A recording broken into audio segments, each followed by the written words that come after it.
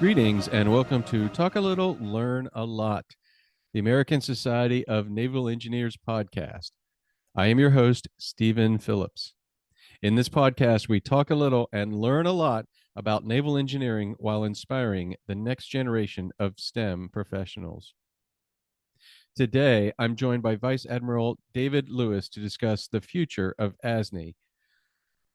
Recently, Admiral Lewis shared his vision for the future of this organization. He had expressed some concern, especially with regards to membership of the organization. However, he correctly pointed out during that talk that this is the time to foment growth as the nation is expanding our shipbuilding capacity. Vice Admiral Lewis served as a surface warfare officer. His assignments included USS Spruance, USS Biddle, and USS Ticonderoga. Ashore, he served as Assistant Chief of Staff for Maintenance and Engineering, Commander Naval Surface Forces, the Navy Secretariat Staff, Naval Sea Systems Command Staff, and as the Aegis Shipbuilding Program Manager.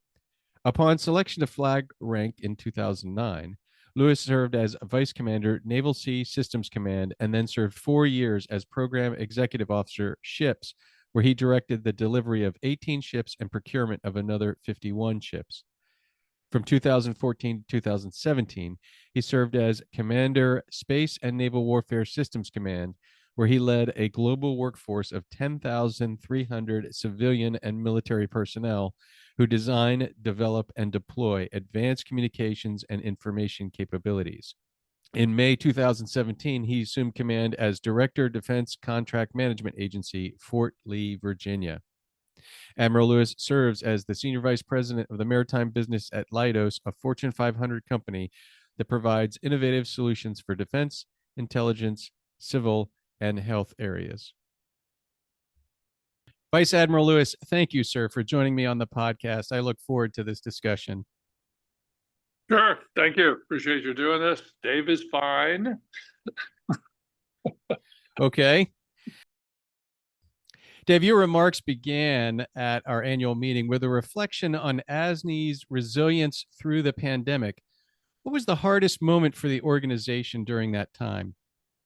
I think it was finances. I mean, Symposium, our biggest moneymaker, to be blunt, and to suddenly not have any of those really stressed the organization. I wasn't involved in the day-to-day management then. I came in as that was winding down. But you imagine, you're running an organization, stuff's going on, and then suddenly there's essentially no income. And I mean, we had membership and a few other trickles in, but that was it. So it was a tough time, cutting expenses, eliminating cost. The society did get some COVID aid, which I think carried us through, but it was a challenging time. I came in, like I said, late in the process, and even then we were scrambling for money. We're just starting to get the Symposium back going again, and then we got hit with oh, by the way, that thing that used to cost $1 now costs $10. The wages for catering and all of that were out of sight high, because those hotels and conference centers had no income either, so they needed to recover their money, and it was hard to get people to work. So they were charging extra, and so there was this. We're trying to recover, and then they're trying to recover, and there's not that much money available. So I got on the tail end of that. We got a line of credit to be able to carry that, and we started to bring some people on. We started to redo Symposium, but then it'd been I don't know exactly how long we weren't doing it, but I think it was probably close to 2 years. People got out of the habit of going, and companies got out of the habit of paying for booths, and I mean that was all then had to be reconstituted, and then members got out of the habit of going, and so the flywheel had spun down, and then we had to crank it back up. And we finally got to that literally this year, where we started being in the black, executing in the black for symposium. But for at least 18 months, we were in the red. We do a symposium, we'd lose money. Well, that's not right. So, getting that whole finely tuned machine back again is hard. I was like, I have trucks with diesel engines in them, and I'm told if you run out of fuel in a diesel engine, it's impossible to get them going again.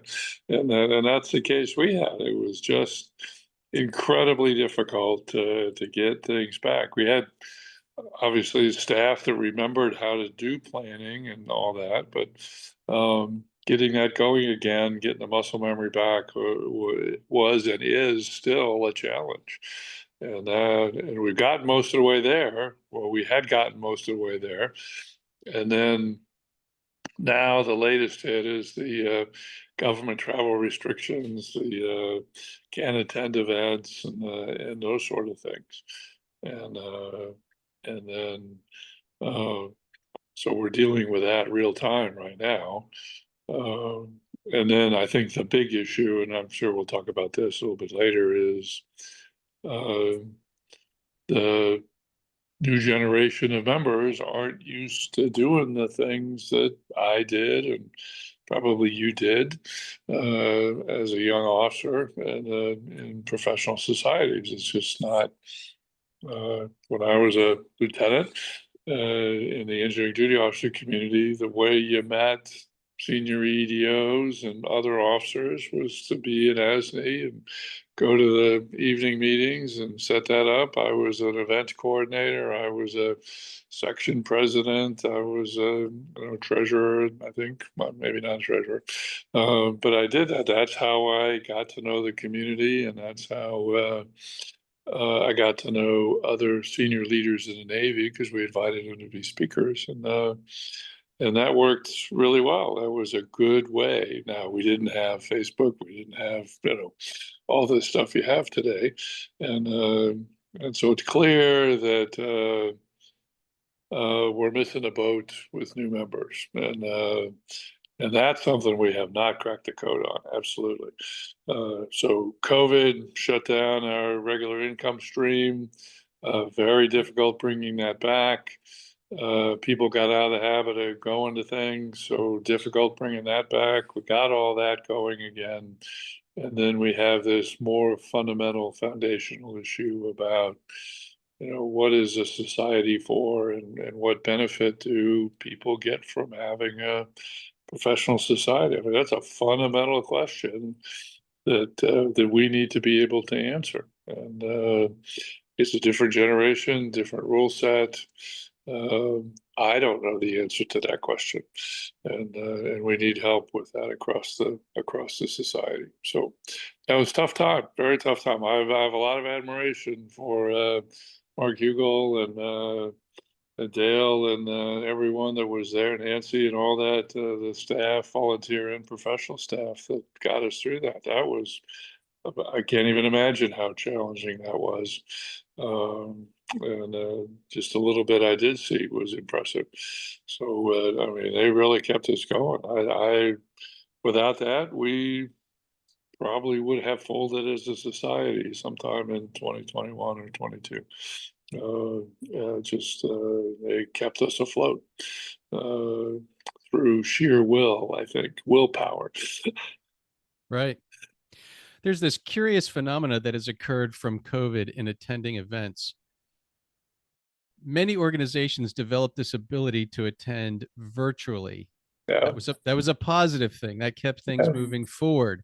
Yeah. The challenge is now there are some who decide, well, that is how I will attend. I will only attend virtually. And my imagination is that should be an option for those that, gosh darn it, I just can't make it any other way, but at least I can, observe 3 or 4 of the sessions that are most important to me. And so I think for part of this, maybe again, we ASNE and others have to message of there's a big difference attending in person versus attending virtually. And so that should not be the first approach. Yeah, I'm involved in running conferences with other organizations, and we talk to each other. And one person I was talking to that was doing that, they had live and virtual together, something we don't do. And the service provider was able to tell them who was dialing in virtually. And they said 75% of the virtual attendees were in the live session. Oh, And what they wow. were doing is they were sitting in one track Mm, personally live, and mm, they were dialed in to watch another track virtually. interesting. So they were double pumping technical sessions. And if they didn't like what they were sitting in, they'd go over to the other one. And then we had, I do a Naval Postgraduate School Acquisition Research symposium. It's an annual symposium, and we did it virtually for a couple of years. Worked really well, actually. Um, and we set up one of the great things about in-person conferences and symposium is the talk around the coffee mess out in the Absolutely. passageway. As a naval officer, I always said I did my best work in the passageways Mhm. and talking to sailors. And we wanted to recreate that in the virtual environment. So we scheduled coffee time, which was when you finished the session, there was a room available, which I was in, and and I would invite a speaker or something to come in, a Bubba speaker, a Monkey Muck, and and we would have a conversation, and we tried to recreate that, and then we went to live, and no virtual, and people complained that there was no virtual.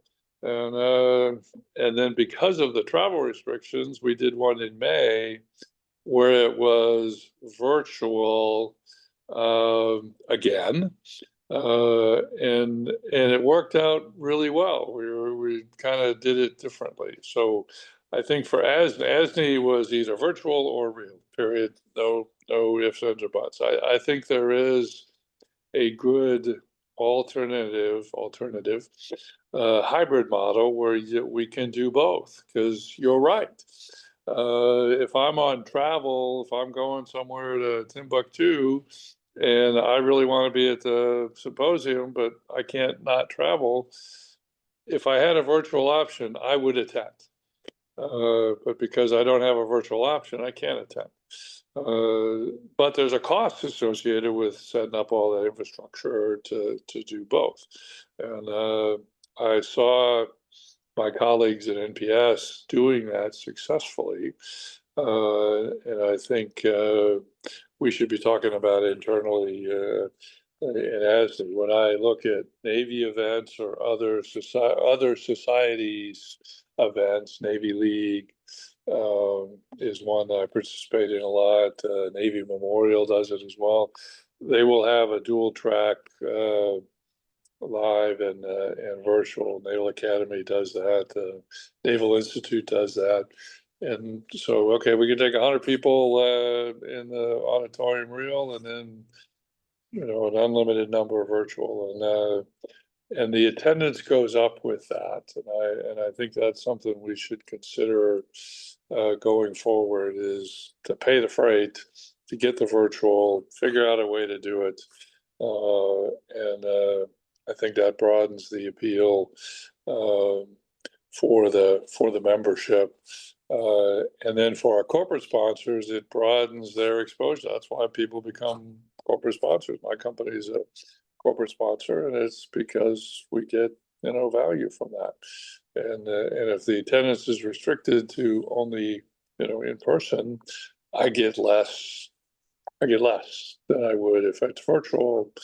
I can get more people, and booth traffic matters, and I think it applies both virtually and really. So I think we need to think through that again, uh, and see, maybe that's just the cost of being a 21st century society. Is you got to be accommodating to the members and social requirements, and attending from your bedroom or your hotel room with your socks on and a t-shirt might be, that's the way it's going to be.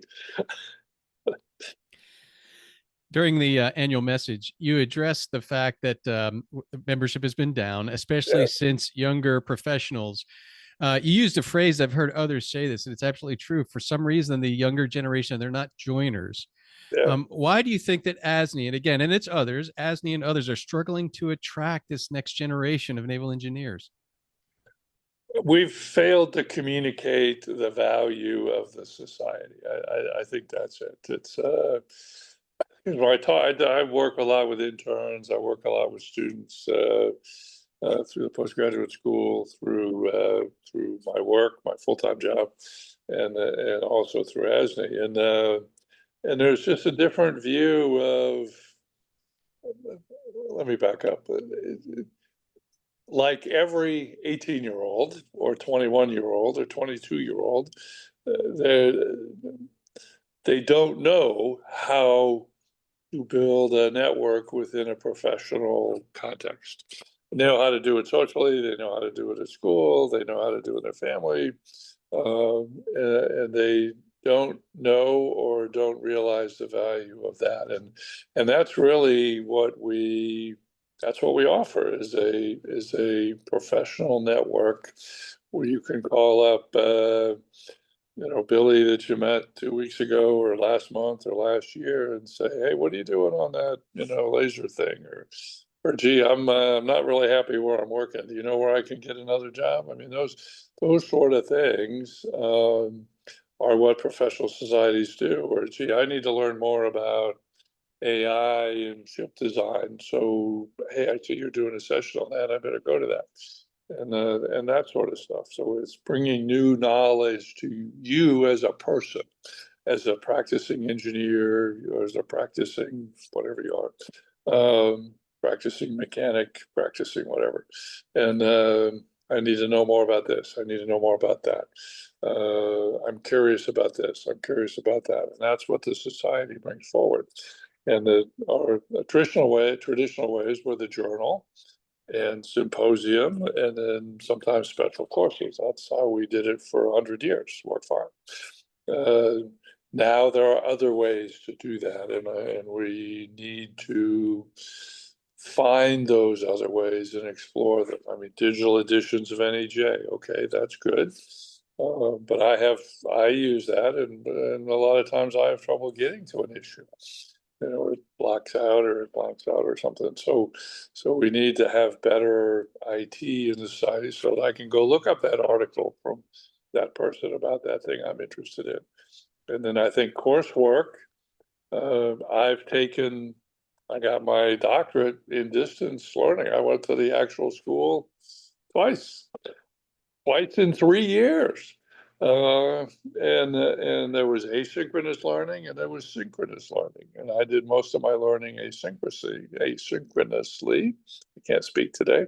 And that was listening, watching recordings, and that sort of stuff. Can we have a library of that stuff? So, hey, joining ASNE doesn't mean you have to actually go talk to somebody. You could join ASNE, and there's this whole library of stuff you're interested in. You're a motors and rotors person. Here's 10,000 hours of motors and rotors stuff, and that's useful. And you can go back and back and back. It doesn't have to be live all the time. If you want it to be live, well, then there's a way to hook up with, the person that taught the class. Mary taught the class. She's over here. This is how to get a hold of it. That sort of stuff. And be more flexible. That's what LinkedIn does. That's what Facebook does. Is those engagements are done not first but second. You meet somebody through an asynchronous thing, and then you decide you like what they have to say, and then you meet them as a human being. Whereas the ASNE model is just the opposite. I meet them first as a human being, and then I find out what they do, and then I get their material. So maybe maybe there's something there also is changing our model for how we engage, because the demand is there even if the person doesn't know they have the demand. I didn't know I needed to network when I was a 22-year-old engineer. I learned it through ASNE, and it's the same today. 22-year-old engineer doesn't know they need to network. Well, how do you learn that? You learn it through ASNE. I learned it by going to meetings. Maybe today they learn it by going to an asynchronous class on motors and rotors, and then they meet. Then they go to a meeting. I don't know, or the meetings are virtual, or we just need to find that trigger, that thing that hooks the person, that gives them what they want, what they are seeking. And with young people, they don't know what they're seeking yet. It's not a bad thing. It's, they just don't know. And so we need to communicate. We need to communicate that value, decide what that value is. And I think I've articulated it, and then communicate our ability to deliver that value. And like I said, with my company, we have a pretty active intern program. And when I meet with interns, that's a discussion we have. Most people that meet with them, they give them a brief on what they do and all that, and they're not interested in that. They want to know, how do I get a job? When I get a job, what do I do in my job? And after I've learned what do I do in my job, how do I get promoted in my job? I mean, those are the things that we used to learn at ASNE meetings, and by talking to graybeards, and and say, oh, this is how you do this, this is how you do that, or you needed to go talk to Mikey, and then you talk to Mary, and then you talk to Shane, and you get a job. Now we need to be able to communicate that to a new generation that has a different mode of communication, expectations. And I do that with interns all summer long, frankly. And it's very popular. They thank me for not giving them a 10-page PowerPoint brief on, how we do autonomy. That's really cool, but that's not what they're interested in. How do I get a job? So when I talk about, this is how you get a job. This is how you do work. And this is how you become valued in your organization as a new worker. I think, today, when I talk to 22-year-olds, that's what they're interested in. How do I do those things? So how do we at ASNE deliver that product to the point that that person says, I want to be part of this group because they're telling me stuff I need to know. And there's that little gap there where they don't know they need to know it until we tell them. There was a cartoon in New Yorker once that said, nobody wanted an iPad until they saw an iPad. Right. And that's the case here. Nobody wants a professional society until they see it, and they go, whoa, that's kind of cool. I didn't know you could do that. I want more of that. Indeed. And we're not making that first step. And I have found that I think we are doing a better job of meeting these young professionals where they are. I think the podcast is one of the ways that we're connecting with them. I noticed that I did the story and I interviewed the Virginia Tech Human Powered Submarine team and their mentor, Dr. Bob. And after interviewing them and then posting it, suddenly I had all these followers from Virginia Tech, right? They heard the podcast, then they got connected. Now, hopefully, they're members. Yeah. There's an element of this when we talk to these younger. Let me pursue that just a minute. Yes, sir. So when I have done podcasts and websites before as a naval officer, we kept pretty close track. I kept personally, as the commander, kept pretty close track on who was coming and who was going. How many hits from China did we get? How many hits from California or New London or Connecticut or whatever? And I used that to then change my content. And there's knobs and buttons on all that stuff. And you can say, less, I don't want anybody from China. Thank you very much. I want more people from New Jersey. Okay. So how do you do that? I don't know that we have that available. Do you have that available to you? Can you tell? I have a little bit of it, but I will admit that it's not sophisticated. So that's something I'll have to delve into more, sir. Yeah, the tools. I think that information is in there, and you know, again, I look at LinkedIn. I pay for LinkedIn Premium, so I get data on who's looking at my stuff, where they're from, what they do, what industries are they from, how often do they come, and I can look at my posts and I can rank them and I can see what things are popular. My most popular post of all time was I posted something on I think it was the 70th anniversary of the first flight of the B-52 bomber. Mm. And in my post, I said, my mother worked on the B-52 bomber program, and her job title was computer. She computed. Engineers gave her a formula. A company gave her a slide rule. They gave her a bunch of numbers, and she wrote down the answers. And that was awesome. My second most popular post had to do with Marine Corps contested logistics. I discovered that mothers and contested logistics are the things I should be talking about in LinkedIn. Who knew? Right. Right.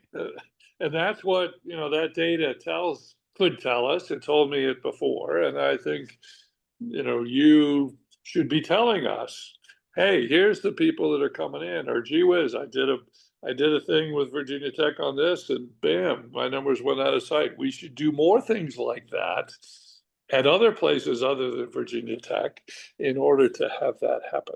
And then we can then, as leaders in this society, then we can deliberately create those events and those opportunities, and maybe that's what we should be doing. Yeah. So anyway, sorry to interrupt. No, it's a conversation, sir, for sure. You know, I'm kind of curious. There's changes that are happening in the Navy, and of course, we are aligned to the Navy primarily. Of Yeah, course, we're aligned to the larger maritime industrial base for sure, yeah, yeah. but primarily to the Navy. So as there's changes in the Navy and they themselves have reduced external engagement, how is that going to affect us, and how do we react to that challenge? So I like history. I think history matters. ASNE was founded in 1888 because the Navy was trying to change itself. That was the decade of the New Steel Navy, the ABCD ships, Atlanta, Baltimore, Chicago, and Dolphin, I think. The post-Civil War Navy became decrepit. It was ironclads, went back to wooden ships and sailing, and meanwhile the rest of the world was off with steam plants and steel ships. And in 1881, the Congress woke up and the administration woke up and said, if we want to have if we're a world-class country, which we think we are, then we need to have a world-class Navy, which we don't have. And what's it going to take to have one of those? And it was steel ships and armor plate and cordite and, you know, rifled naval guns and fire control systems and steam, you know, better steam engines, and America had none of that technology. So now as a country, we're trying to get that stuff. And you see a lot of professional societies, Navy, ASNE, Naval Institute, Navy League, I think came a little bit later, but all of those were created to help the Navy find and implement these new things. In our case, it was new naval engineering technologies, and that's what we did. And we did it by having classes and holding symposium, and, you know, telling people about RVized armor and, you know, cordite and, you know, shells versus bags of ammunition, that kind of stuff. And I think that's a role that is in the that is as valid today as it was in 1888. The topic is different. Now it's AI and autonomy, quantum, ad hoc networks, edge to cloud, those sort of things. But the need to expound on that information, to bring experts in to talk about those things, still exists. And again, it's finding what are the topics that spark that interest or have that demand. And I think to the extent that we can find those topics and express that, we will then be drawing people in because they want to know about those things. And so, bringing in submarine folks, that's a big area. Okay. Then start finding experts, and they don't have to be within the society. We can go find, someone else. But I've been to events where Altman came and talked, the OpenAI guy. I mean, I learned more in 45 minutes with him than I learned, I have a degree in artificial intelligence. And I learned more in 45 minutes with him about artificial intelligence than I knew from my degree. Okay. 2 years I studied that stuff back way back. and that was the value, was the insights that he said, oh, you should be doing this, or this is wrong, or this is right. And because of that 45-minute engagement, I now spend 2 or 3 hours every weekend on ChatGPT and Copilot and these other things, learning how that works, and then using that in my work and in my personal life and in my professional life. And they are all richer for that experience. And that all came from sitting in one interview with one expert in one particular area. And I think everybody's like that. Yeah. So for us, it's finding that thing. I mean, I can rattle off a dozen things right now that I think the Navy would be interested in talking about or listening to someone talk about it. What day is today? Today is Friday.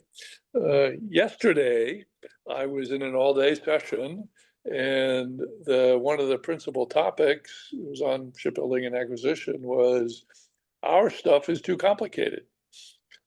Our stuff is too complicated. You can't make, as the person said, you can't mass produce B-21 bombers.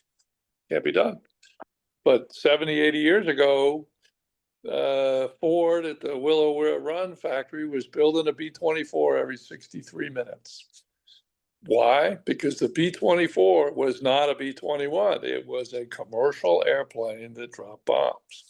And that was a whole different approach, and we've completely lost that. So how do you make weapons that are commercial? I think that's a thing. And we don't talk about that. But I spent all day with people yesterday that's all they talked about, was how do you make defense articles, I'll say it that way, using wholly commercial processes so that you can make lots of them. And that's emerging now as a thing that we need to be able to do. That's something ASNE could be talking about. And I think there would be a huge draw. Because when I look at the naval engineers in the Navy, they've not ever done that. They grew up in a mil-spec, military, specialty, exquisite world. And so you tell them to do commercial, and they go, I don't even know what that is. I mean, I'm being a little bit facetious here, but what is ABS, American Bureau of Shipping? What is what does commercial stuff do? How is it that it can be as good as a military thing? Well, it can actually be better. I have evidence that commercial things are often better than military things. It's not like it maybe used to be 50 years ago or something. So again, finding topics that are of interest to the new naval engineering workforce, and then providing them that content that that opportunity to learn and to interact with people that practice in that area, whether they're part of ASNE or not, and then they see value in that and they want more of that. And then they come to meetings and then they do things. So, Right. That's reminding me that one of the things you said during your remarks at the annual meeting is that ASNE is more than an organization, it's a living community. And yeah. whenever I go and attend an event, that's how it feels to me. It feels, uh, yes, there's the professional organization part of it. Yes, I have a professional interaction with people, but it also feels like a club, right? It has that feel to it. So I wonder, would you unpack that for us a little bit more and try to share that feeling with those who may not be as familiar? Yeah, that's a good and a bad. I mean, I'm not a big socializer. I'm not a social butterfly. And the goodness is, yes, it is a community, and you can get to know people and become part of a community. The flip side of that, the bad side, is that it's a community that's closed. So, go to an event and everybody knows everybody. Bob knows Bill, know Mary, Jane, and it's all these, hey, how have you been, and all that. I'm a new guy. I walk in and I don't know anybody. And someone needs to reach out to me and say, hey, how are you? Who are you? How are you doing? What's going on? Glad you came. What do you want to talk about? And I don't know that we do that as much as we should. The event I went to yesterday, there were student participants. And I come in, I'm a speaker. So the head of the event goes, oh, yeah, we have a speaker's table over here. And I went, nope, I'm going to the student table. And I went over and talked to the students. And one, they were shocked. And two, we had a great conversation. And it started with me, they're being polite. I'm a guy with gray hair, and, I'm older than their father. And, and they're being very polite. And started talking, and pretty soon, well, what about this? What about that? Back to how do I get a job? Well, how do I do? What do you do at work? How do you actually do? What does an engineer do? And we spent all day at this table, 8 hours, 9 hours, just talking.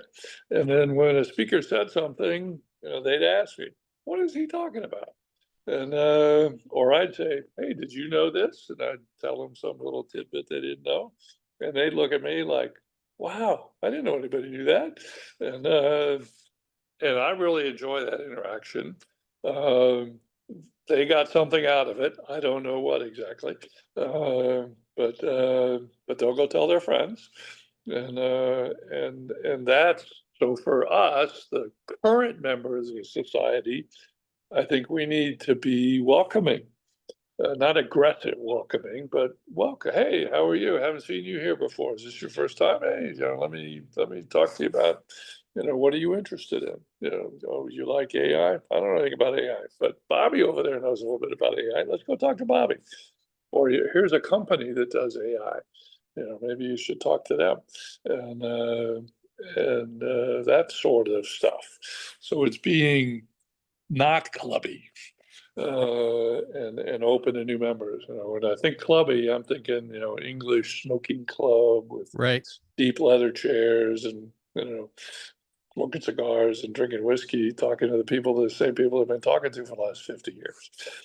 That's not the good clubby. That's bad clubby.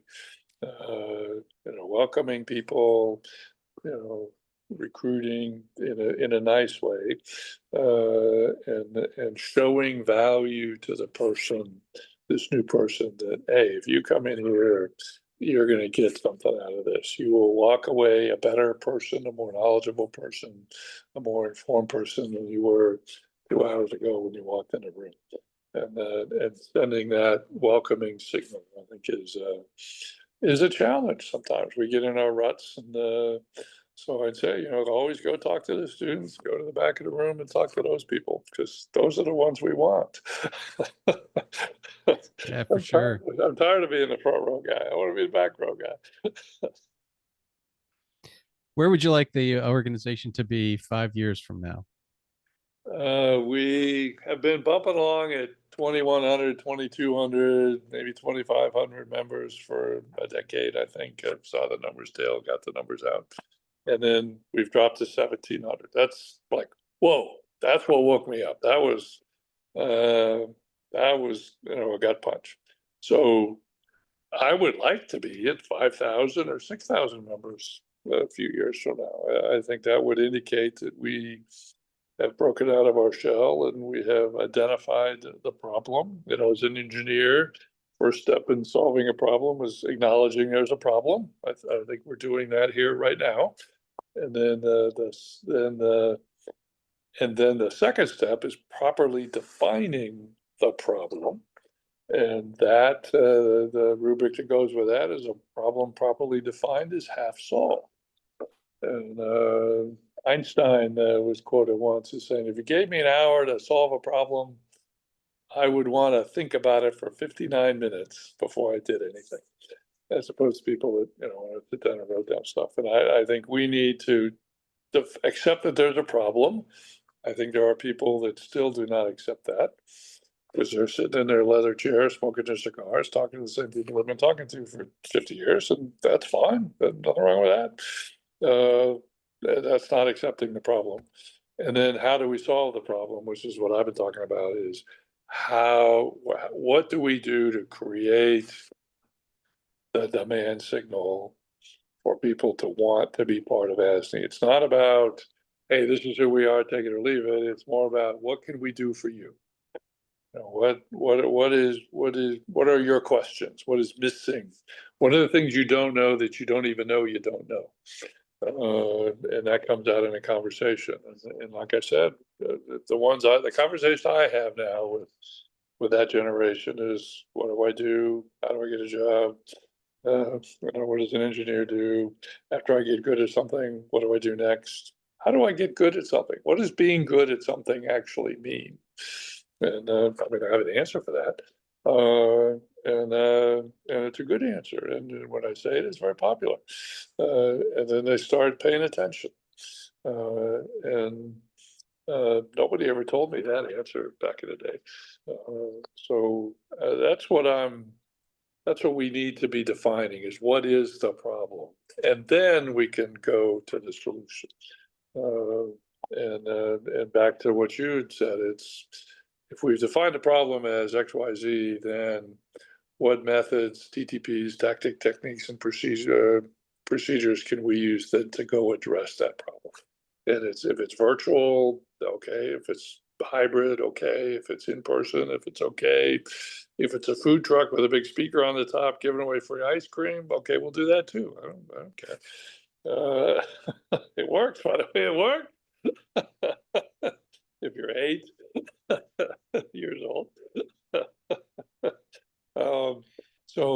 But that's what we, the leaders in the community, the volunteers, the section leads and the membership leads, we're the ones that have to do that.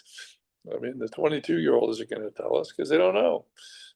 We have to figure that out, and then we have to do it, and then we have to measure our results. Back to your ability to go, we got nobody from New Jersey, but man, a whole bunch of people from Virginia Tech showed up. Why'd they show up? Oh, we did that thing the other day.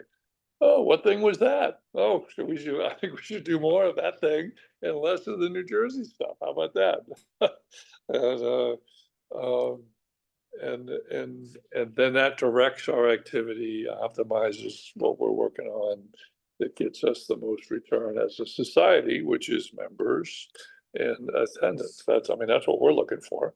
And then if we can articulate that to corporations, that, hey, if you sponsor us, you're going to get lots of good new employees. You're going to get lots of opportunities for new hires at mid and senior levels of your engineering and management workforce. So that's the draw for companies. 22-year-olds don't buy anything, but they do work hard. And they're dedicated, and they're smart, and they know stuff. And that's what companies want, is people who know things. And we, like in 1888, that's what we delivered. We delivered people that knew steel, and we delivered people that knew about ordnance. And that's what the Navy needed, and that's what they got. And that's how we got going. Let me close by asking, how can listeners get involved and support ASNE right now, whether they're brand new to the society, whether they're, lifetime, long time members? How can they get involved? I think I'm doing the stuff I've been talking about is what is the demand signal from people that are not here? Who are not members, and what do not members want? And then we can make our society deliver the thing that not members want to get, and then they will become members because they see value in what they get from the society. And we have, at least to me, I'm happy to be told I'm wrong, but we don't know what that is. We do not know what our not members want. We have a pretty good idea what our members want, but we don't know what our not members want, and that's a huge population. There's hundreds of thousands of naval engineers in the United States. They don't know they're naval engineers, but they are.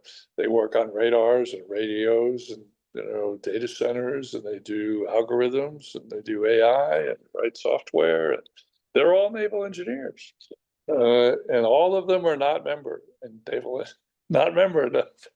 of the Naval Engineering Society. And why is that? And we need to find that why, and then exercise that. It's up to us to be the draw. It's not up to them to come to us. It's up to us to go to them. And in order to go to them, we have to know what they want. We just go and say join. They're going to go. Obviously, they have been going.